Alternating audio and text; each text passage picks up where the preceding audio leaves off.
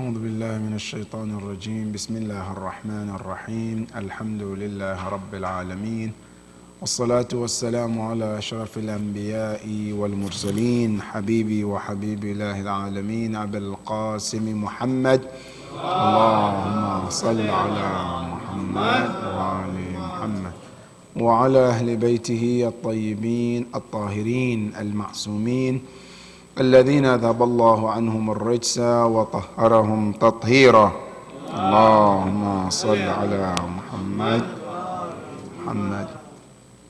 My dear brothers and sisters, Assalamu alaikum wa rahmatullahi wa barakatuh.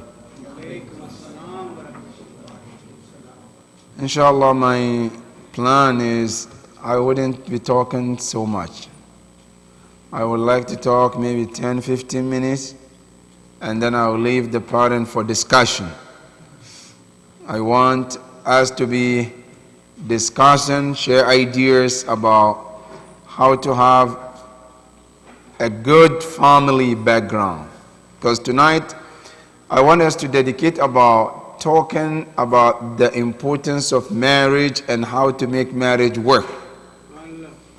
And it doesn't matter, I think if you are 90 years old, you still want to work on your marriage. So I want all of those who have experience, please bring your experience on the table. So our youth can learn your experience to have better choices, inshallah, as they make choice in the future, inshallah. So as I said, it won't be so much, so please put your experience in front of you and bring it to the table. And if you agree with me, say loud salawat. Allahumma salli ala Muhammad. MashaAllah. So this salawat is confirmation. Thank you. قال الله سبحانه وتعالى في محكم تنزيله أعوذ بالله من الشيطان الرجيم بسم الله الرحمن الرحيم ومن آياته أن خلق لكم من أنفسكم أزواجا لتسكنوا إليها وجعل بينكم مودة ورحمة إن في ذلك لآيات لقوم يتفكرون صدق الله العلي العظيم اللهم صل على محمد وآل محمد.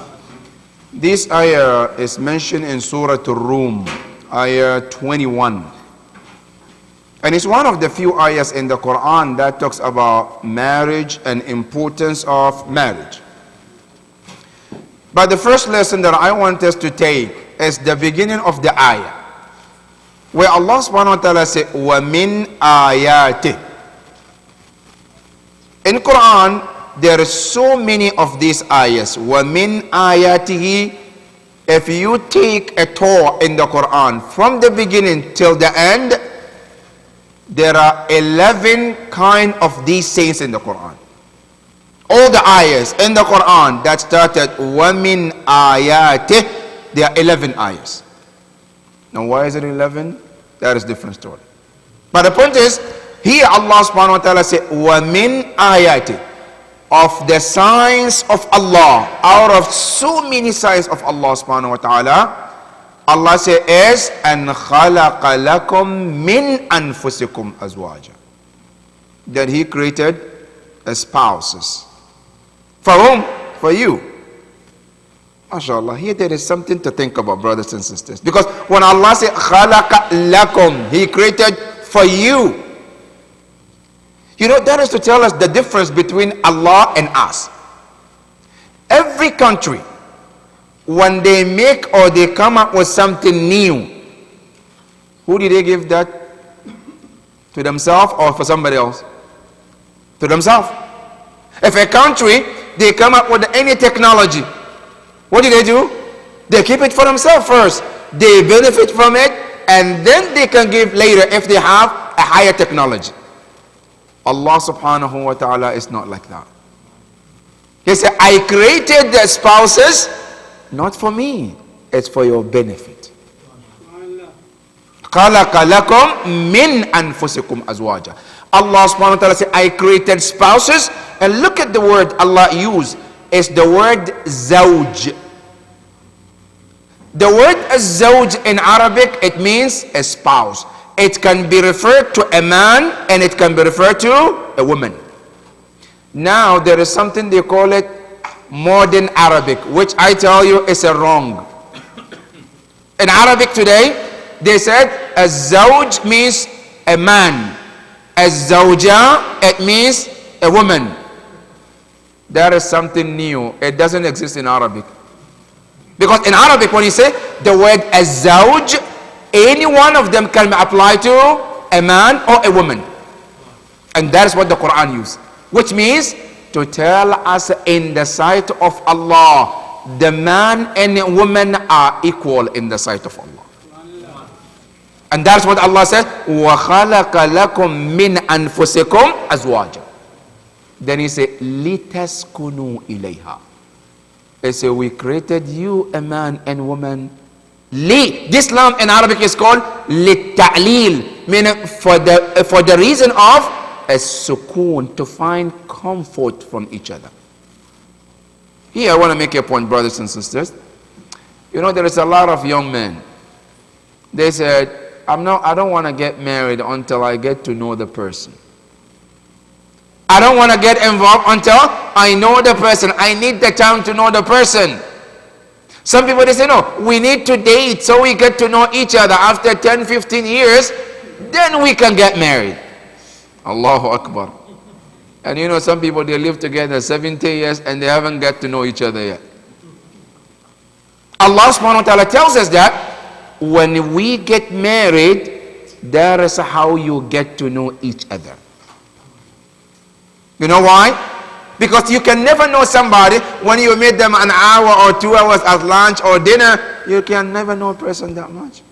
You know, one time Imam Ali alayhi salam, Allahumma salli ala. He was asking about a man. Who knows the man so much? Who knows the man better? This one said, no, I know him. He said, how do you know him? He said, I see him, he passes here every day. He said, you don't know him. He said, Imam Ali said, for you to know somebody, they have to be in 3 situations. So number 1, you can only know a person when you travel with them. And really you can tell. If you have been to Hajj, mashallah, somebody, you see them at Idara, they smiling, they do everything. You go to Hajj with them and you see how short-tempered they were. You see him, you mashallah smiling every time you take mashallah. You go to Hajj, the smallest ziyarah, the smallest mashallah, he blows up. So this the brother? Now you get to know him. Because that is number 1, Imam Ali said. Number 2, you can know a person when you make a business with them.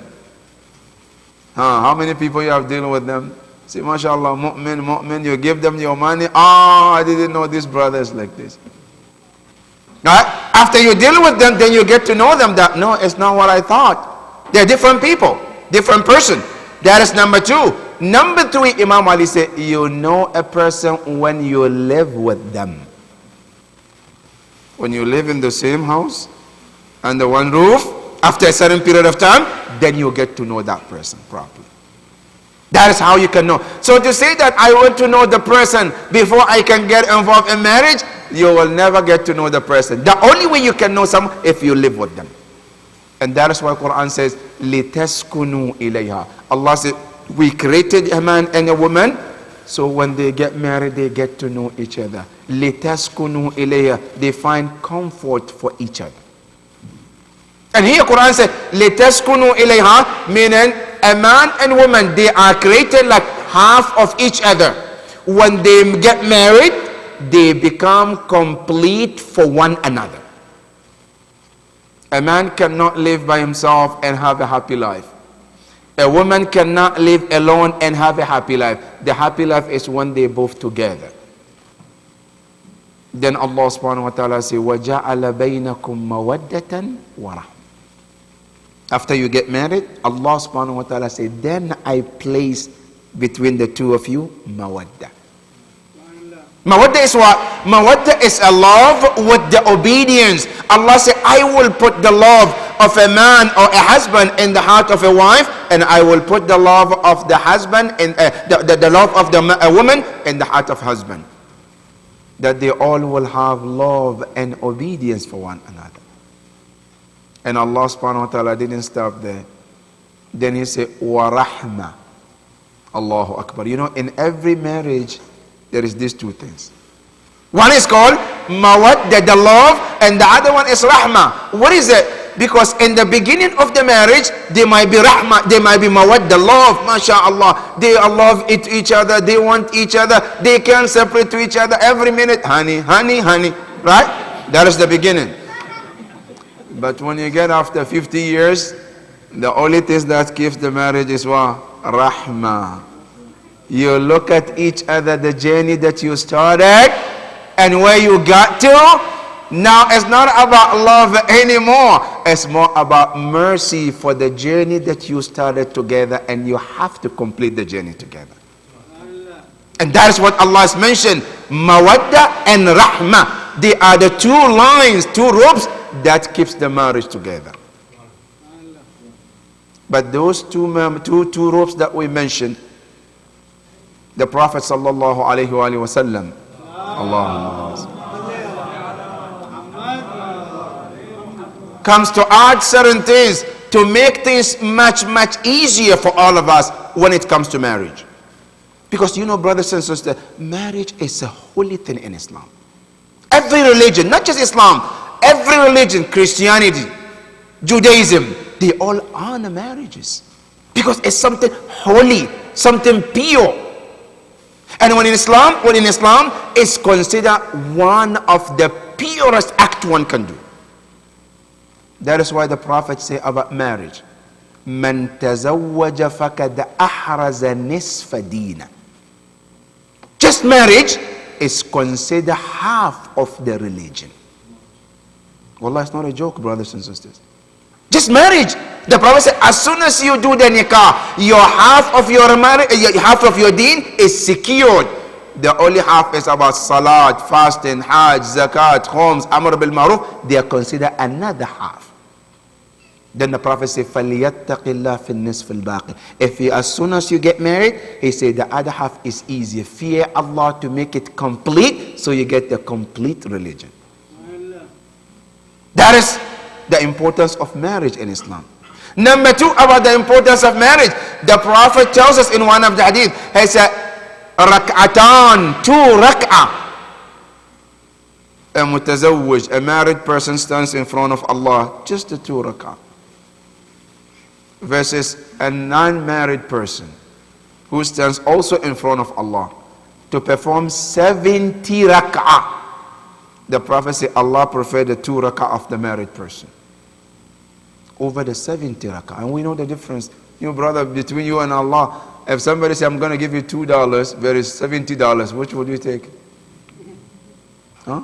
70 better $2. You said, no, I want $70, right? Allah subhanahu wa ta'ala, he said, no, I don't want the 70, I want $2, 2 rak'ah. Why? Because the 2 rak'ah of a married person carries a weight in the sight of Allah.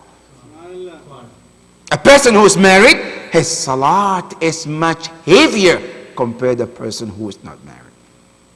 That is why the Prophet mentioned this. The Prophet in the night of Isra and Mi'raj, when he was shown to heaven and the hell, Jibreel said, Ya Rasulullah, let me show you the hellfire. The Prophet stood there and he was looking in the hellfire. He said that the majority of the people I saw in the hellfire are the most unmarried people of my ummah. Then the Prophet said, please get married, because it secures your religion. It helps you also. And forget, this is a religious part, right? Now let me tell you, physical part. You know, our scholars, and you can find this in the Tafsir Al-Amthal, Namune, written by Ayatollah Nasir Makarim Shirazi.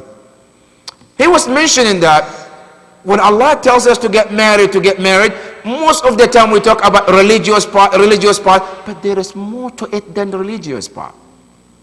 And he mentioned that, you know, the marriages, not only it helps a person to stabilize mentally. And he mentioned, look at the percentage of people who commit suicide. Among the married people and the unmarried people, look at the percentage. Who are the most people who commit suicide? The unmarried people.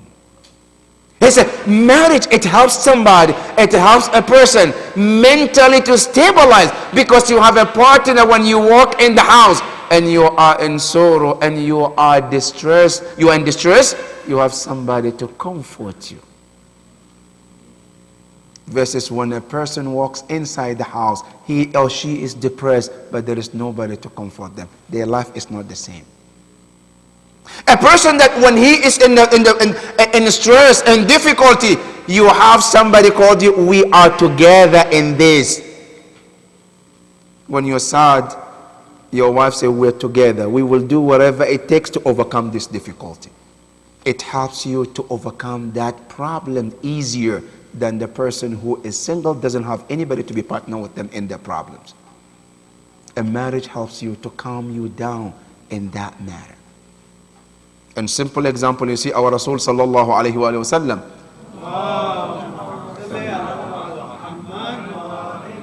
The Quran tells us when the Prophet, the first time when he was in Ghar Hira and he met Jibreel and he came home, who was the one there to comfort Rasulullah? Khadija alayhi salam. Doesn't matter how great person you can be, you need that woman to comfort you in your life. Zahra alayhi salam, as great as Imam Ali was, you know what Imam Ali said? He said, "Kuntu idha nadartu ila Zahra in jala anni al-humum wal-ahzan." He said, doesn't matter how much distressed I am, how much depressed I am. He said, as soon as I look at the face of Zahra, all the sorrow disappears in my heart. Well, brothers, we underestimate the power of sisters in our life. Wallah, they play a big role in our life. Imam Ali alayhi salam, with he being Imam, being the strongest person, he said, Zahra being in my life, it helps me to overcome my stress and my depressions. So having a wife in a life is a great thing in Islam. And Islam encourages it. But as I mentioned, I don't want to take much of your time, but I just want to end with this, brothers and sisters. If we want to have a successful marriage, successful lives together, we have to take advice of the Prophet sallallahu alaihi wasallam. You know, tonight as we are gathered to celebrate that joyful moment of Imam Ali and Zahra alayhi salam, you know, the Prophet left them a legacy that we all should take that. And the legacy is three things. The Prophet sallallahu alaihi wasallam told Imam Ali and Zahra, he said, as you getting ready to get married, I want you to keep some things in mind. And that is, he divided the advice into three. He gave them certain advices before they even got married. And he gave them some advices on the day of their wedding day. And then he gave them some advices after the marriage. Which today, if you want to put it, is called 3 stages of counseling prior to marriage, at the marriage, and after marriage. One of the problems we have today in our marriages is that because that is the only thing in our life, we as Muslims, before we unite a person into marriage, or we don't teach them and let them know what they're getting themselves into. Today when you go to McDonald's, before they give you the black and white clothes, you have to go through training. Just to know how to flip the burger, right? How to put a fish inside the bread and fold it, you have to go through training. Right? If you don't qualify, they're not gonna put you behind anywhere to work. Right? Allahu Akbar. No person goes through anything unless they have training, except us Muslims. Marriage, we say, no. Muhammad wants to get married to this. Oh, fine. Allahumma taqabbal. Allah, go ahead and start your own life. Now, these poor 2 people, they have nothing to do with, they don't know anything. Muhammad comes home, he's thinking about what my dad used to do is all my right. So whatever the father used to treat his mother, he thinks that is exactly how I need to treat my wife. Wrong or right, it doesn't matter. That's what my dad used to do. The sister who comes home, she doesn't have an idea about how the life system works. What are her rights in Islam? She have no clue. What are her limits? She doesn't know. What are her rights before the marriage? As soon as you say qabiltu, that's it. Because in Islam, women, they have two kind of rights. There is right that before the marriage, if you ask it, you get it. If you don't ask it, it's like use it or lose it. Prior to marriage, if you are smart, you know your right. I say, I want A, B, C, D. You got it? Good. Now I say, zawajtu. No, I'm not going to say anything. Right? But if you don't know it, as soon as the alim comes and say, qabiltu, zawajtu, you're done. Now, can I get this right? Nope. It's done. These are the rights that sisters have to know. Their limit, their right that Allah already gave them. Not human being. Allah gave you this right. You have to exercise it. But when can you do it? If you know it. And that is where the importance of counseling before marriage have to come in. Number two, we also have to learn as a brothers and sisters, before we get into marriage, we have to know what are my rights as a husband and what are my rights as a spouse, as a woman. Because Allah subhanahu wa ta'ala has designed everyone's right. I know my right before I get into this situation, and He knows what their limits are. So we can all live together knowing our right and live peacefully. That is number one. Number two, but all these can be considered branches. But the foundation of every successful marriage starts from what Imam Ali and Zahra taught us. Imam Ali alayhi salam and Zahra, they taught us that, see, when you want to build something, the foundation is the most important part. If the foundation is not strong, it doesn't matter what you build, down the road it's going to collapse. But if the foundation is very strong, doesn't matter what you build, as long as the foundation is strong, it will stay, it will last, it will be strong, as long as that foundation is strong. In marriages, brothers and sisters, if we want our marriage to be strong, we have to make sure that the foundation is strong. And what is the foundation? The foundation of every relationship should be Allah and the Prophet. Everything, every relationship that is based on Allah, trust me, that relationship will never die. But any relationship that, remember, I don't want to go to much because I've already promised I'm not going to take much of your time. Because remember, when the Prophet told us about how to choose a spouse, which one did he say is the best one?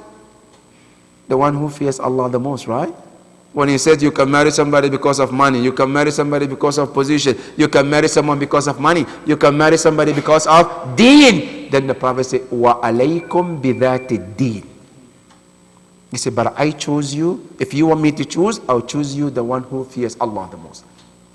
Imam Ali alayhi salam, the night like tonight after they get married, the morning the Prophet came to visit them, and he asked Imam Ali, Ya Ali, kayfa wajadta Zahra? How did you find Zahra alayhi salam? Is she a good spouse or not? You know what Imam Ali said about Zahra?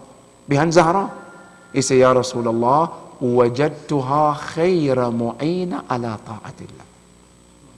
I found Zahra. She is the most supporting person to me in obedience of Allah subhanahu wa ta'ala. Then Imam Ali, after that, the Prophet left Imam Ali and he went to Zahra. Ya Zahra, how did he find Imam Ali? Zahra alayhi salam, behind Imam Ali, she said exactly what Imam Ali said. He said, وَجَدْتُهُ خَيْرَ مُعِينٍ عَلَى طَاعَةِ اللَّهِ. He is the best person helping and supporting me in obedience of Allah subhanahu wa ta'ala. Meaning Allah was the circle. You know, when Allah becomes a circle, then me, you, doesn't become an issue. Most of our marriages, the problem comes when a husband said me and she said her, then become what? Two. But if we say Allah is our center, not you, not me, in anything we do, we always focus on what pleases Allah. Trust me, that marriage becomes what? The most happiest marriage in the world. Because it's not about me, it's not about you, it's about Allah is the central. And make sure this is also part of your marriage, and that is anytime you have any dispute, let Allah be your central. And this matter that we have in disagreement, let's see what Allah wants. And let's go with Allah subhanahu wa ta'ala's opinion. That marriage becomes the most happiest marriage ever. May Allah subhanahu wa ta'ala help us to do so, Ya Rabbal Alameen. Ya Allah, help us to maintain and keep our marriages, Ya Rabbal Alameen. And those who are looking and they haven't found, Ya Allah, bring them the best candidate that fits them, Ya Rabbal Alameen. And those who are already in there and they are happily married, Ya Allah, increase their happiness, Ya Rabbal Alameen. Those who are in and they are not happy, Ya Allah, bring the happiness to them, Ya Rabbal Alameen. Walhamdulillahi Rabbil Alameen. Wa sallallahu ala Muhammad wa ali Muhammad. Ajil faraj. As we promised, we want the discussion to be flowing. So, I don't know, sisters, brothers, anybody? Yes, bros, please. Do we have plans for education, like pre and post marriage counseling in Idara? Idara, Are you planning to start? before I wasn't thinking, but now I am. Really. Because of the problems that we have, now I'm really thinking to make it as part of my policy. Any person who comes for marriage, I will not do the marriage until they come to counseling. Because I believe that is for the betterment of our community and for the peace of mind of Maulanas too. Not for the sake of Allah, that's for our own peace too. Because if we have this kind of counseling before, at least I'm sure it will help us down the road so that people will have less problems and Maulana can have less problems to deal with. So yes, it is part of this that we're planning to do and we're going to implement it soon, inshallah. Yes. We have a proposal. Yes, please. I'm not talking about India or Pakistan, I'm talking about America. Yes. If somebody is going to get married,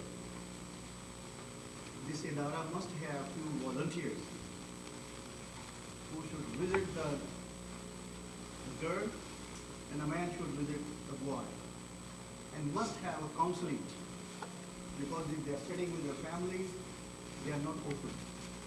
And the person who's the giving counseling, he is not so open. Let them sit together, a woman with the girl, a man with the wife, they can counsel. Let them have 2 or 3 sittings, so they can just have something in mind before they get together. Right. Yes, I think that's what exactly we're talking about pre-counseling. That before a husband to be and a wife to be, before they say I do, they should go to classes that they know what they say I do for. So that way I do doesn't become like a chain in the neck. Next time I want to get out of that chain, no, you're not going to get out. And then it becomes a big problem. So that is what we're talking about pre-counseling. That before they get into marriage, they should get to those kind of counseling and those kind of education so they know exactly what their marriage is about in Islam. But I feel that if that is a sort of class, if somebody is just lecturing them, it's not enough. 1 or 2 meetings, 1-to-1, it should be there. So they are more open Right. and more free to talk. Yes. Inshallah. Definitely. Inshallah, it will be 1-to-1. And it's not going to be like class that everybody is there. No, it's going to be 1-to-1. So that way they can benefit together, inshallah. Yes. I would encourage our youth to participate. If you feel shy, we can leave the hall. It's designed for you guys. So please participate. Yes. You never answer my questions, so thank you. I have a question actually about the equal partnership that you mentioned. So many people say that marriage is an equal partnership and 50-50 and no one's above the other.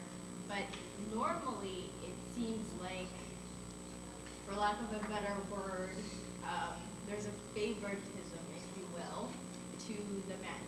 Like, for example, not even in daily lives, but in Islamic law as well. Because I remember you mentioned, I think it was you, can't remember, Yes. Somebody mentioned that if you are about to do mustahab prayer and your husband calls you, it's wajib for you to stop your mustahab prayer and go tend to whatever it is he needs you to do. So is that true for the wife too, or not? Because if it's not, that's not an equal partnership. Okay. The answer is, I really don't believe that in Islam there is favoritism towards a man.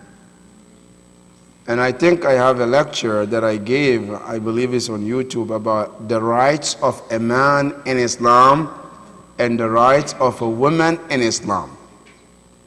If you counted the right that Islam has given to a woman, it's multiple than the right that Allah has given to a man. So where's the favoritism towards a man? The number of the right that Allah has given to a woman is way more than the right that Allah has given to a woman. That is one. Number two, certain right that Islam has given to a man is because of certain responsibilities that Allah has put on his shoulder as a man. Not because as a man. No. Because of their responsibilities. And Islam always look at things like this. You have more responsibility, right? You have more rights. You have less responsibility, you have less right. I give an example, simple example.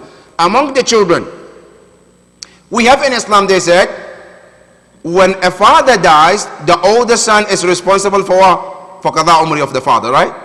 Good. That's what Islam says. Now what about the other children? Their father is their mother. Why do I have to take that responsibility? Why not the youngest one? Right? Why it has to be the oldest one? Here Islam says, yes, I give you this responsibility, but at the same time, you have to be given some offers too. What is it? Islam says the older son gets to take certain special things that belongs to the father. Example, the sword that belongs to the father cannot be shared. It has to go to the older son. No, can you say this is favoritism? No. He has a responsibility. Islam says we have to give him something too. Right?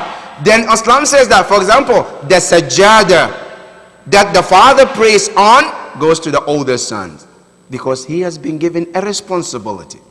So when you come to Islam, generally speaking, when Islam said that a man has this right, that right, it's not a favoritism. I'll give you one example about a man, a mother, and the father. When they asked the Prophet, Ya Rasulullah, who should I obey more? They said, Mom. Then whom? Then mom. Then whom? Then mom. Then whom? Then father. Then, nope, that's it. 3 times for mothers, 1 time for a father. And the poor father is the one who provides, right? And sometimes, not all the time though. Right? And sometimes he is the one who provides. But still, Islam says, the mother comes first. So generally speaking, if you look at the rights that Islam has given between a man and a woman, there is no favoritism in my opinion. There is equal that Islam has given. Yes, sometimes some cultures dominate, they don't dominate, that's a different story. We're not talking about culture here. Some cultures, no, man has to be. No, that's not Islam. Islam is that they're all equal. The difference is in the responsibility, not in manhood or womanhood. Yes. Yes, please. I think, as Imam, you mentioned about the cultures wise, I think in Pakistan, I think it's 80-20. Okay. That's considered 50-50. The other comment is you said half of the deen is Marriage, yes. So one marriage is half of the deen. How about the 2 marriages? MashaAllah. But I tell you, this is if you don't want to live longer, yes. If you want to die heart attack sooner, then I say yes. But if you want to live longer, I say no. Yes, brother. Alaikum salam. Is there any sort of Islamic tradition or any tradition narrated from the Ehlul in regards to wedding rings? As far as, what kind of stone or if there even was a practice of wearing the ring? Yes, in terms of, I don't know, the question is clear. It's about the rings, wedding rings. Is there any specific rings that Islam or Ahlul Bayt alayhim salam encourage to exchange between a husband and wife? In terms of mandatory, we don't have it. But mustahabbat as recommendation, yes. One of the recommendation that our imams have made, that when we exchange rings, one of the recommendation is like hirzs. Hirz are the rings that are known for protections, like hirz al-imam al-jawad. Is good to exchange with them. Then number 2, there is hirz of 12 ma'sumin. That is another option. Then there is the third hirz, which is the 14 ma'sumin. And I don't know, you can see them. They have like stars on them. And they come into different categories. There is one for Imam al-Jawad. There is one for the 12 ma'sum. And then there is one for 14 ma'sums. These are all recommended rings that one can exchange. That is one. Number 2, aqiq is also one of them. It's also one can share between husband and wife. Another one also, durr al-najaf. It's also good to share as well. These Islamic rings, they are all recommended for one to exchange with their spouse. Yes. But the first one is the hirz. Because hirz is not just a ring, it's also dua for protection for your spouse. So that is why they come first. Yes. Yes, brother. When it comes to the actual wedding marriage process, in our community, well, in a lot of Pakistani and Indian communities, we have multiple events, sometimes 3, sometimes more. When it comes to pure Islamic tradition, what is required, what is supposed to happen, what were some of the traditions of the event? Yes. First of all, I wanted us to be discussing. I don't want to answer all the questions.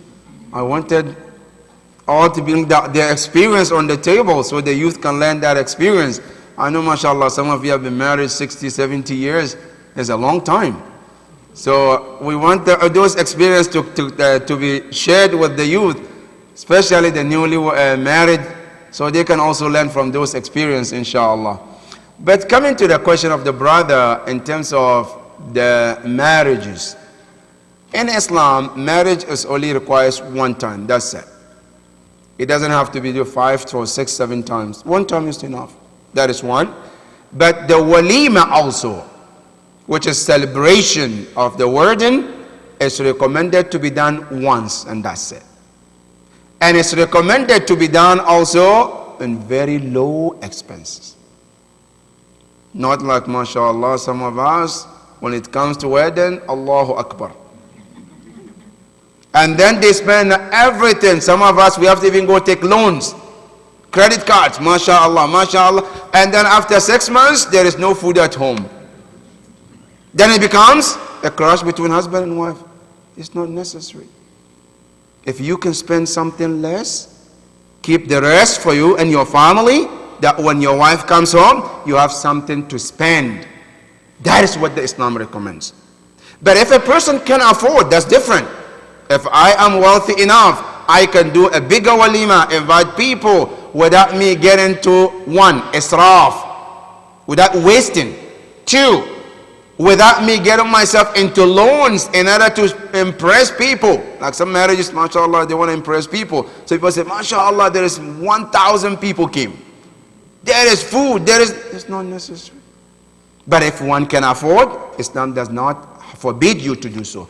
But the recommendation is to do less expenses in the weddings. Yes. Yes, sister. Alaikum assalam. Going back to the pre-marriage counseling, in the Catholic Church, the priest won't marry a couple until they go through like a course through the church. I was wondering, in our community, maybe we could take a survey, I don't know, in this group, if there is a need and interest for the pre-marriage type counseling for couples who are getting ready to get married, or if more of the need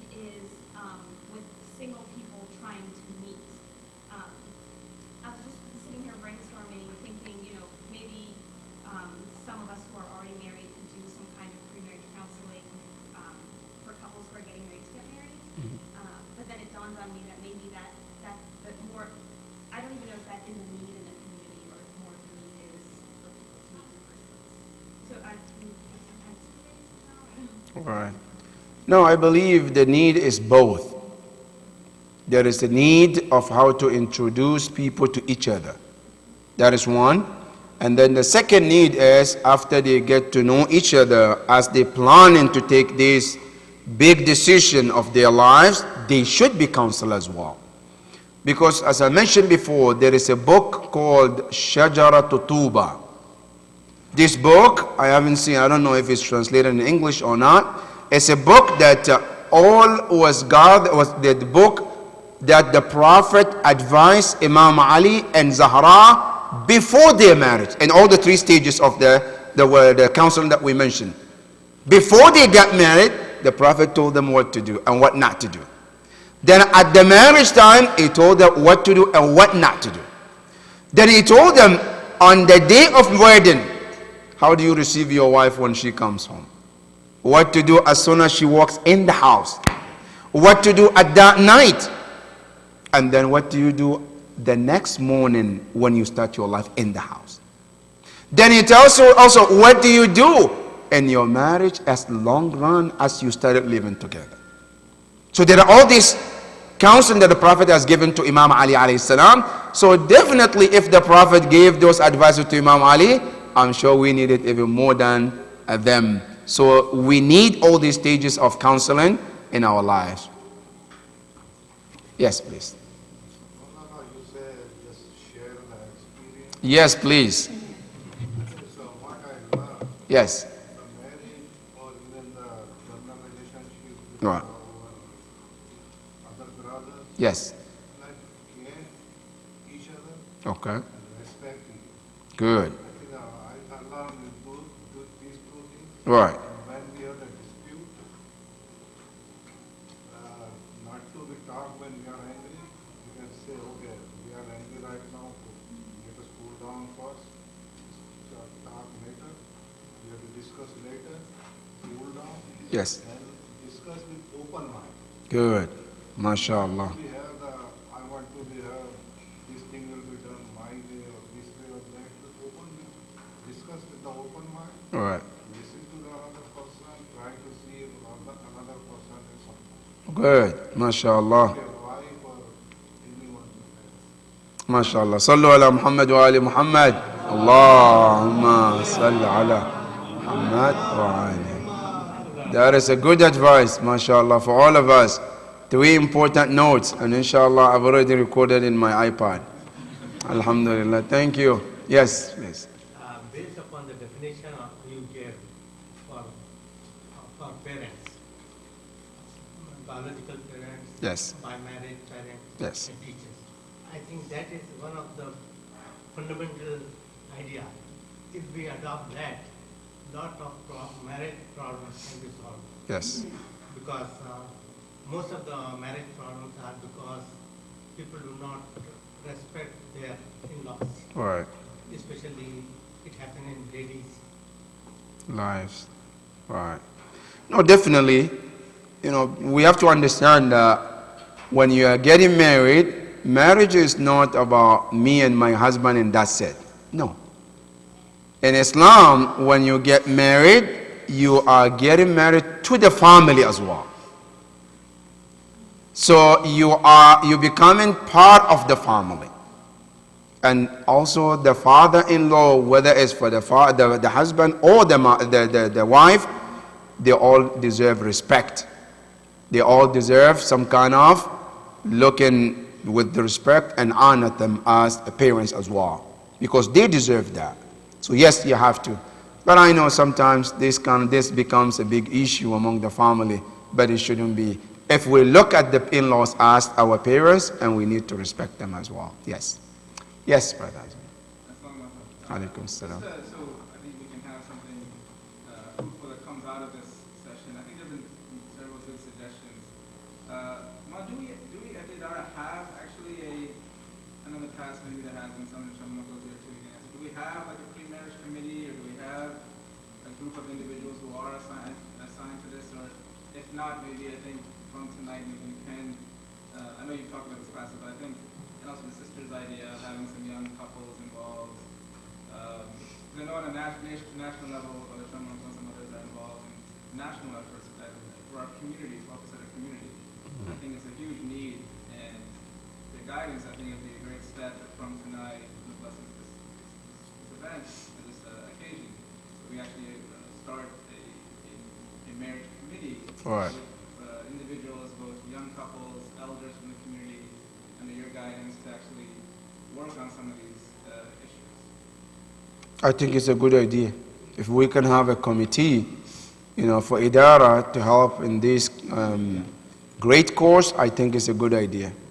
Yes, people who are experienced and people who are willing to help, yes, let's form a committee of, a few people who are responsible for this for our community. I think it will help a lot. Yes. So I think maybe afterwards, for any individuals who are interested, maybe for 5-10 minutes after the program, we can get together and talk. Inshallah. Inshallah. And, talk to the board and then announce it later. Inshallah. I think our time is up. It's 10 o'clock. Inshallah. But I would like to share with you the last comment that I have. And that is, they ask one Japanese. He has been married for almost 85 years. And they ask him, what was his experience? He says, my experience was I never say no to her. Whatever she said, I said yes. He said, that is my secret one. So try to implement that. I think you will have a better idea, inshallah. So inshallah, with this, we recite Surah Al-Fatiha for the marhuma that we gathered here tonight, the sponsor's mother, and all marhumin. May Allah be pleased with all of them. Surah Al-Fatiha for all of the marhumin. Bismillah ar-Rahman ar-Rahim. Alhamdulillah Rabbil Alameen. Ar-Rahman ar-Rahim. Malik Yawm al-Din. إياك نعبد وإياك نستعين اهدنا الصراط المستقيم صراط الذين أنعمت عليهم غير المغضوب عليهم ولا الضالين بسم الله الرحمن الرحيم قل هو الله أحد الله الصمد لم يلد ولم يولد ولم يكن له كفوا أحد بسم الله الرحمن الرحيم قل هو الله أحد الله الصمد لم يلد ولم يولد ولم يكن له كفوا أحد بسم الله الرحمن الرحيم قل هو الله أحد الله الصمد لم يلد ولم يولد ولم يكن له كفوا أحد صلوا على محمد وعلى محمد. Yes, brother. One last piece of advice to prospective Yes. groups after 35 years of marriage: never ever try to understand your wife. You can't. Okay. Just say yes. Yes, that's right. I think, Sheikh, Okay. you said the golden word in the beginning. Yes. If both of you circle around Allah, Yes. and I will back, you'll be happy. Inshallah. Now you go to do al-Faraj together. Bismillahir Rahmanir Rahim. اللهم كن لوليك الحجة ابن الحسن صلواتك عليه وعلى آبائه في هذه الساعة وفي كل ساعة وليا وحافظا وقائدا وناصرا ودليلا وعينا حتى تسكنه أرضك طوعا وتمتعه فيها طويلا برحمتك يا أرحم الراحمين صلوات الله.